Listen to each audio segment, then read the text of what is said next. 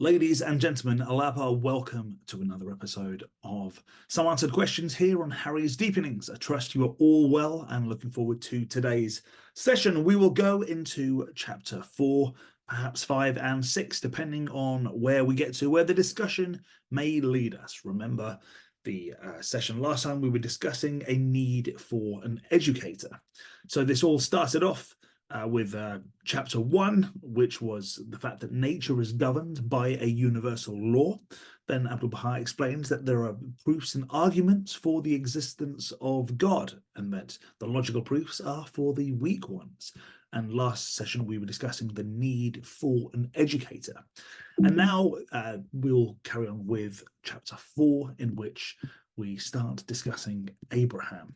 So unless anybody had any standing comments or questions to make, we will get straight into it. And I will call upon Sandra, please, to read for us. Thank you very much, dear Sandra. Abraham. Among those who possessed this divine power and were assisted by it was Abraham. The proof is this. Abraham was born in Mesopotamia of a family that was ignorant of the oneness of God. He opposed his own people and government, and even his own kin. He rejected all their gods, and alone and single-handed, he withstood a powerful nation. Such opposition and resistance were not simple or trivial. It is as though one were in this day to deny Christ among Christian nations who firmly cling to the Bible, or as though one were, God forbid, to blaspheme Christ in the papal court, oppose all his followers, and to act thus in the most vehement manner. These people believed not in one God, but in many gods, to whom they ascribed miracles, and hence they all rose up against Abraham. No one supported him except his nephew Lot, and one or two other individuals of no consequence.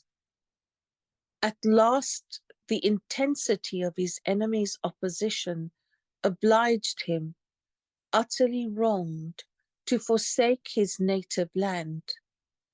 In reality, he was banished that he might be reduced to naught, and that no trace of him might remain. Abraham then came to these regions, that is, to the Holy Land. My point is that his enemies imagined that this exile would lead to his destruction and ruin.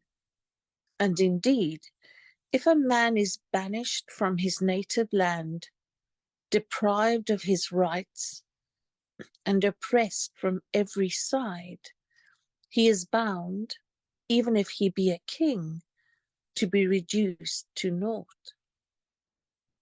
But Abraham stood fast and showed forth extraordinary constancy, and God changed his exile into abiding honor, till at last he established the oneness of God. For at that time the generality of mankind were idol worshippers.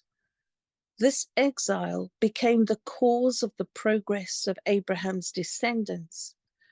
This exile resulted in their being given the Holy Land. This exile resulted in the diffusion of Abraham's teachings. This exile resulted in the appearance of a Jacob from the seed of Abraham, and of a Joseph who became ruler in Egypt. This exile resulted in the appearance of a Moses from that same seed. This exile resulted in the appearance of a being such as Christ from that lineage. This exile resulted in a Hagar being found, of whom Ishmael was begotten, and from whom Muhammad in turn descended. This exile resulted in the appearance of the Bab from the lineage of Abraham. This exile resulted in the appearance of the prophets of Israel from the progeny of Abraham. And so will it continue forevermore. This exile resulted in the whole of Europe and most of Asia entering under the shadow of the God of Israel.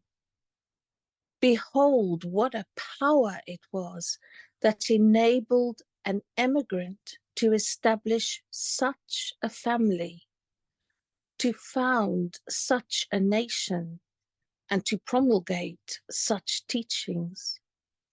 Now, can anyone claim that all this was purely fortuitous? We must be fair. Was this man an educator or not?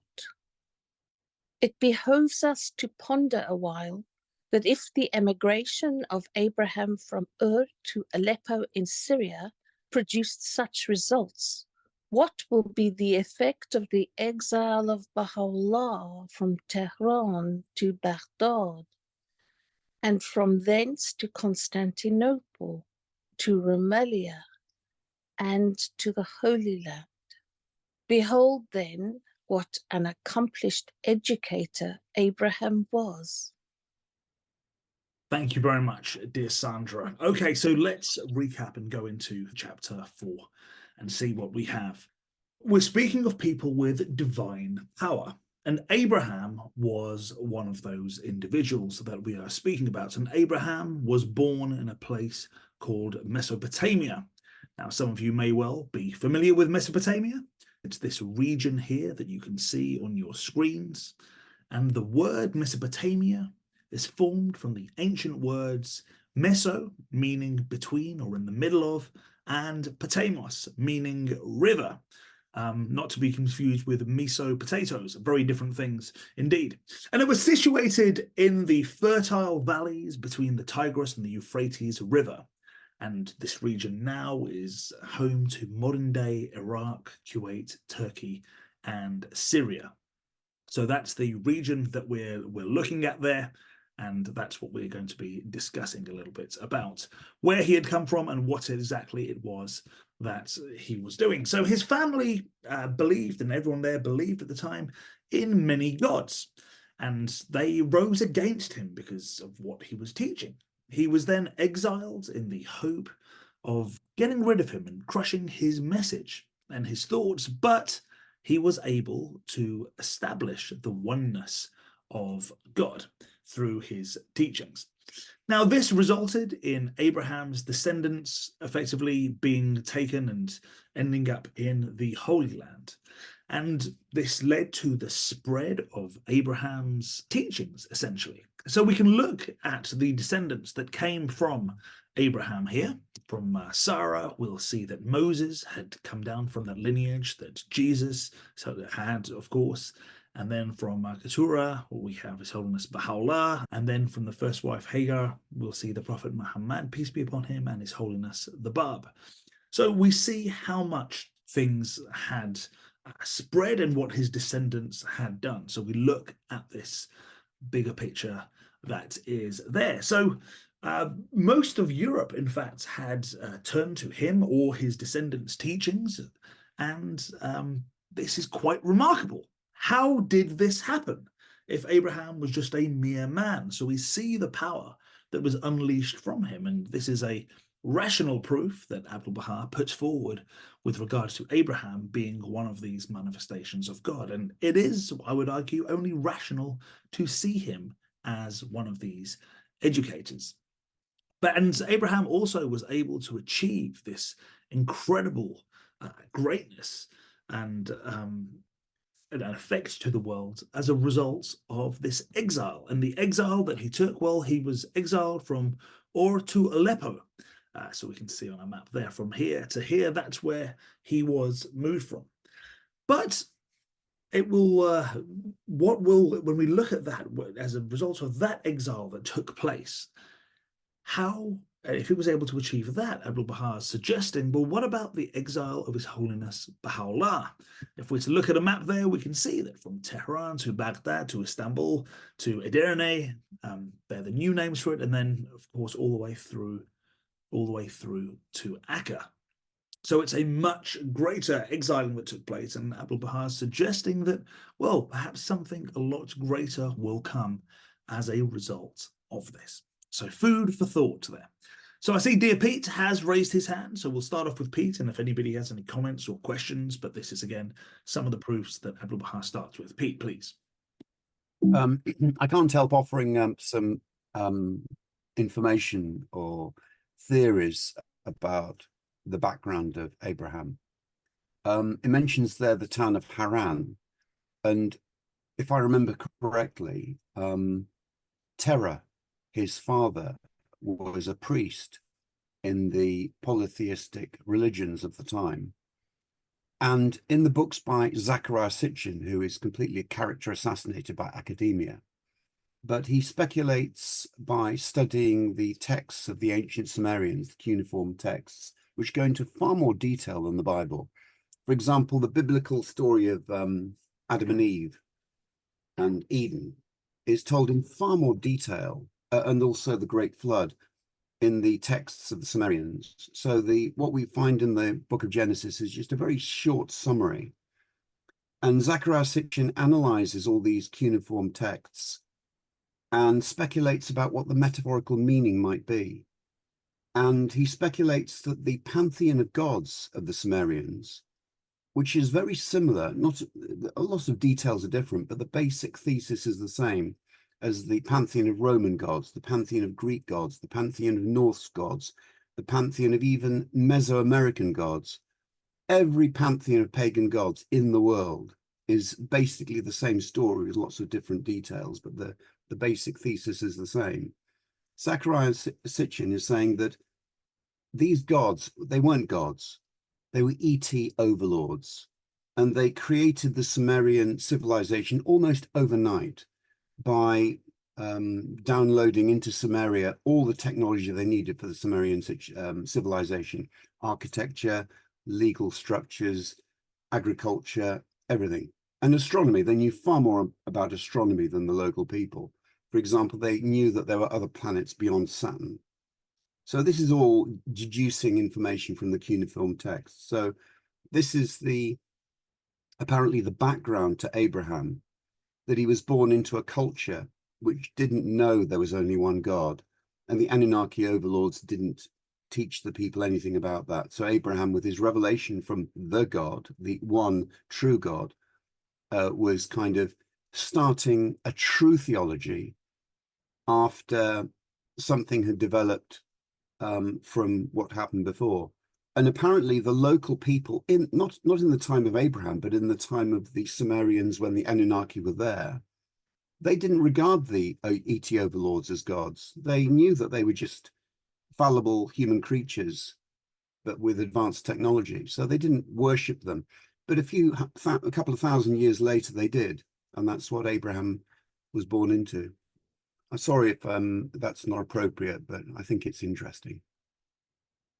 Pete, that was utterly interesting and appropriate as well. Thank you very much for sharing that with us. And yes, I agree with you. It's quite remarkable. Again, the background, the time period in which Abraham was born, to achieve so much and be the father of these prophets, one could say. And we have discussed previously about how we have these different cycles that exist previously, and the Adamic cycle, for example, how under the umbrella of Adam, if you like, and Moses, after we had Adam, then Noah, and then Abraham, that had been brought to humanity. But under Baha'u'llah, under his shadow, there's going to be an incredible 500,000 year period that's going to be taking place. So it's going to be quite interesting as to what happens and what will be achieved as a result of that. Any other comments? Any other thoughts that anybody wishes to share? Let's go to chapter 5, which is entitled Moses. So, Sandra, can I please borrow your voice again as we read about His Holiness Moses? Moses was for a long time a shepherd in the wilderness. To outward seeming, he was a man who had been reared in the bosom of tyranny, had become reputed among men as a murderer, had taken up the shepherd's staff, and was fiercely hated and reviled by Pharaoh's government and people. It was such a man who freed a great people from the fetters of captivity and persuaded them to leave Egypt and settle in the Holy Land. That people had sunk to the depths of degradation and were lifted up to the heights of glory. They were captives and were set free. They were the most ignorant of peoples and became the most learned by virtue of that which he established. They so progressed as to be singled out among all nations, and their fame spread to every land, to such a degree that when the inhabitants of neighboring lands wanted to praise someone, they would say, "Surely he must be an Israelite." Moses established laws and ordinances that conferred new life upon the people of Israel and led them to attain the highest degree of civilization at that time. Such was their progress that the philosophers of Greece would come to seek knowledge from the learned men of Israel. Among them was Socrates, who came to Syria and acquired from the children of Israel the teachings of the oneness of God and the immortality of the Spirit. He then returned to Greece and promulgated these teachings, whereupon the people of that land rose up in opposition to him, accused him of impiety, arraigned him before the court, and condemned him to death by poison. Now, how could a man who was a stammerer, who had been brought up in the house of Pharaoh, who was known among men as a murderer, and who, out of fear, had long been a fugitive and a shepherd, establish in the world so mighty a cause that the wisest philosophers of the earth would be incapable of producing 1,000th part thereof? This is clearly an extraordinary feat. A man with a stammering tongue can hardly sustain an ordinary conversation, let alone accomplish what he did. No, were he not assisted by a divine power, he would never have been able to carry out such a mighty task. These are arguments that none can deny. The materialistic thinkers, the Greek philosophers, and the great men of Rome who became renowned in the world were each versed in but one branch of learning. Thus Galen and Hippocrates were celebrated for their skill in medicine, Aristotle in logic and speculative reasoning, and Plato in ethics and divine philosophy. How can a mere shepherd lay the foundation for all these branches of learning? There is no doubt that he was assisted by an extraordinary power. Observe how the people are subjected to tests and trials. Moses struck down an Egyptian to prevent an act of oppression, became known among men as a murderer, especially since the victim belonged to the ruling nation and was obliged to flee. And it was after all this that he was raised up as a prophet. Behold how, in spite of his disrepute, he was aided through an extraordinary power to establish such great institutions and mighty undertakings. Thank you, Sandra. So chapter 5, Moses. Moses was a shepherd and was known as a murderer after seeing an overseer beating a slave. So as such, he intervenes and ends up murdering him.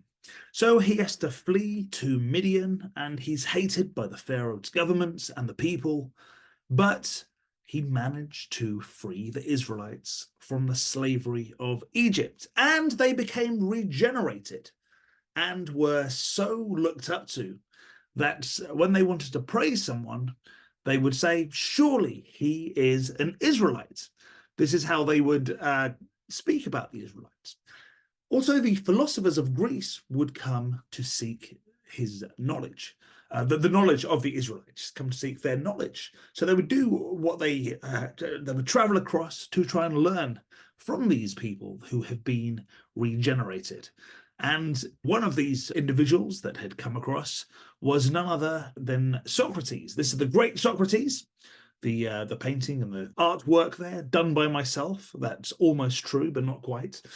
He had come from Syria, which was part of Greece then, and he was known for the belief that human wisdom would begin with the recognition of one's own ignorance, and that an unexamined life is not worth living, but also the oneness of God and the immortality of the spirit were things that he had learnt from the Israelites.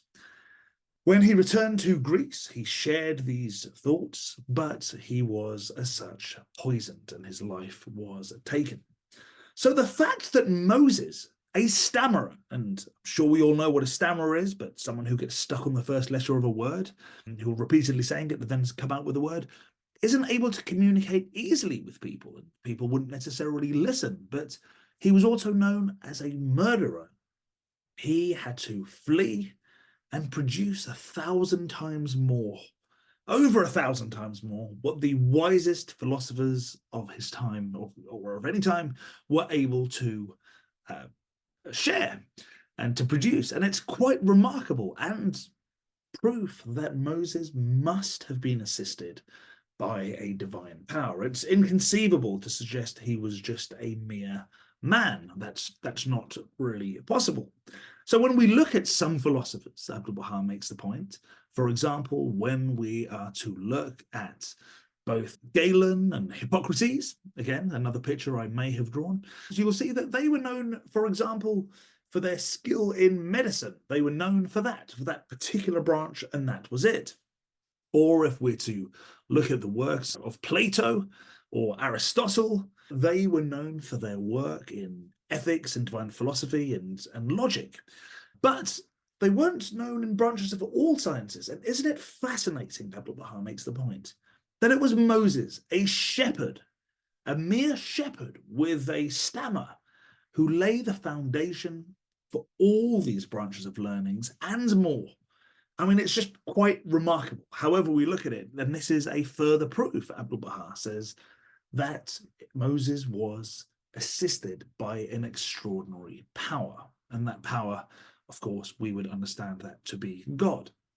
So despite all the tests and the trials he had, where he'd struck down an Egyptian who was savagely beating someone in order to defend him, to stop the oppression, and he was known as a murderer, he had to flee his country, and that he was then raised up as a prophet, establishing great institutions. And his legacy, if you call it that, his teachings still live on today and permeate society and have transformed much of the planet again. So this is far from a slight on these great philosophers, because they were great and a lot of their work was incredible and has helped shape society.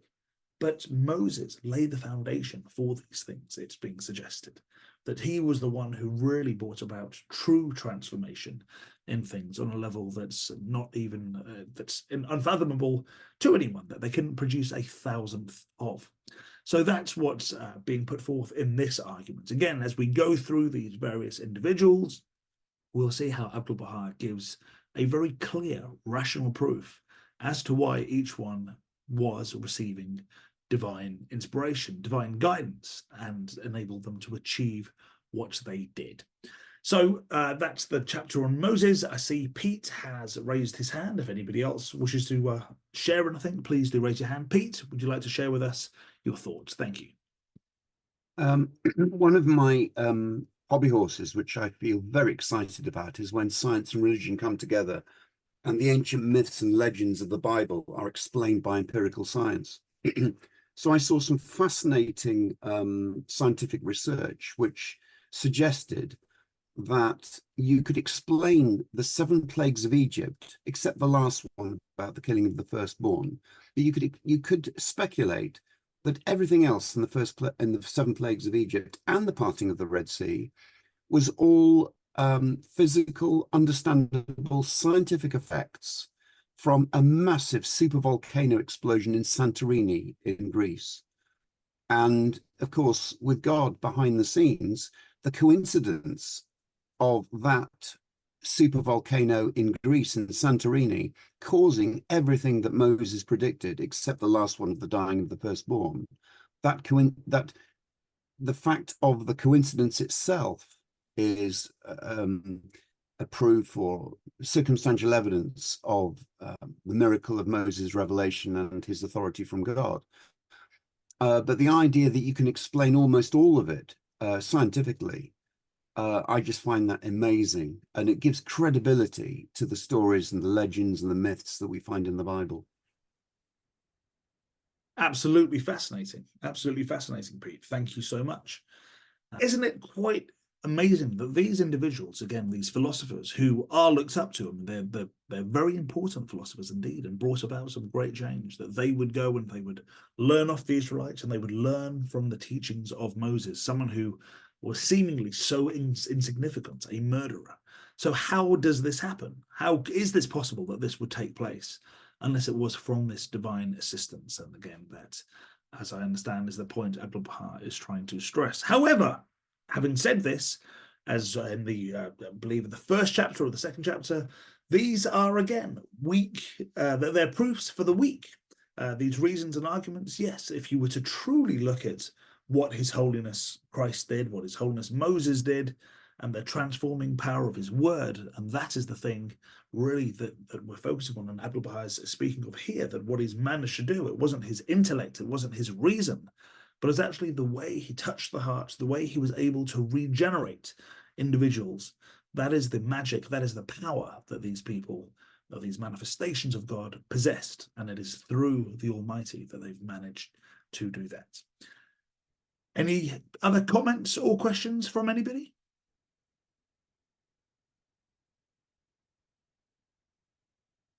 Dear Sandra.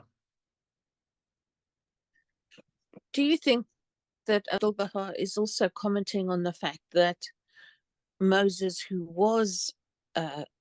had committed a sin, quite a grievous sin, by murdering someone, could be, although abased, could be raised up and become this person who was the servant of God and the manifestation of God? I mean, that's certainly one way of looking at it, Sandra, and you're quite possibly right that you could look at it in that manner. Of course, when Moses did commit this murder, as it was, he was doing so trying to help the oppressed individual, and that's how it happened. I don't think he necessarily set out to murder them, but you're quite right, it does raise that point, Sandra, that even someone who is a murderer can achieve incredible things through the grace of God. And it was exactly that interaction with the burning bush that gave Moses this knowledge, if you like, and that was the point at which it completely transformed him as far as the stories go. However, having said that, a manifestation of God arguably is always a manifestation of God. I just wanted to comment. I find it lovely and ironic that the Israelites came from ignorance to become so wise and educated and learned that other people from around the world came to speak to them. The rabbis developed quite the reputation for being learned people. Christ himself goes and talks to the rabbis, but they got stuck in their belief system that they were infallible, and that's the time when a new manifestation comes along to reintroduce and to update that information. So they had like a really long run, and then it was their time had come. We see that kind of cyclical event happening through each of the manifestations. Excellent point, Michelle. Thank you so much for sharing us. Yes, the cycles, all religions having their cycles, going through the winter stage, after having such this meridian height that then reached this glory that they had reached, so completely and utterly transforming the surroundings of them. But then again, obviously, when His Holiness Christ comes, we see how they ended up. I was just thinking that that Abdu'l-Baha is setting forth a series of truths and building up his point, and it's quite interesting that he does this in quite a scholarly way. The approach he's using is very interesting. It's almost scientific. Absolutely. Where did he get this learning from? What school did Abdu'l-Baha go to, and where did this learning of Abdu'l-Baha himself come? This mystery of God. A very good point. So, ladies and gentlemen, we will bring our session to a close here, and we'll open up the floor for anybody who wishes to share prayers. Our next sessions will take place on Tuesdays, Thursday, and Friday after the fireside this Sunday. So whoever wishes to share prayers, the time is now.